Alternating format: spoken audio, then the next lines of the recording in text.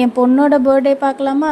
பொண்ணோட பர்த்டேக்கு எப்பயுமே பொங்கல் வந்தாலே என் பொண்ணு பர்த்டேவும் வந்துடும்.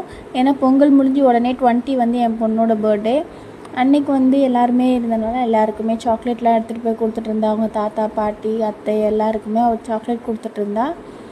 கொடுத்துட்டு அவளோட கொஞ்ச நேரம் தூங்க வச்சுட்டு கோயிலுக்கெலாம் கூட்டிகிட்டு போய் தூங்க வச்சுட்டு கேக் கட்டிங் தான். கேக் கட்டிங்கில் தான் பெரிய இது நடந்துச்சு. ஏன்னா கேக் எங்கேயுமே எனக்கு சரியாக கிடைக்கல. அதனால் வந்து 2 கேக் வாங்கிட்டேன். ஒன்று பிளாக் ஃபாரஸ்ட், ஒன்று ஒயிட்டு வாங்கிட்டேன்.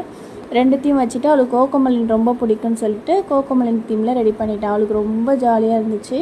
இதை வந்து ஒரு பிரிண்ட் அவுட் எடுத்து நான் ரெடி பண்ணியாச்சு. இந்த கேக் டிசைன் எப்படி இருக்குன்னு எனக்கு கமெண்ட் பண்ணுங்கள். எனக்கு நார்மலாக கேக் வெட்டியிருந்தால் கூட இவ்வளோ சந்தோஷமாக இருந்திருக்காது. 2 கேக்கும் கம்பைன் பண்ணி நான் ஒரு டிசைன் கொடுத்தனால எனக்கு ரொம்ப ஹாப்பி. கேக்கும் சூப்பராக இருந்துச்சு. என் பொண்ணு ரொம்ப ஹாப்பியாக இருந்தாள். Thank you all.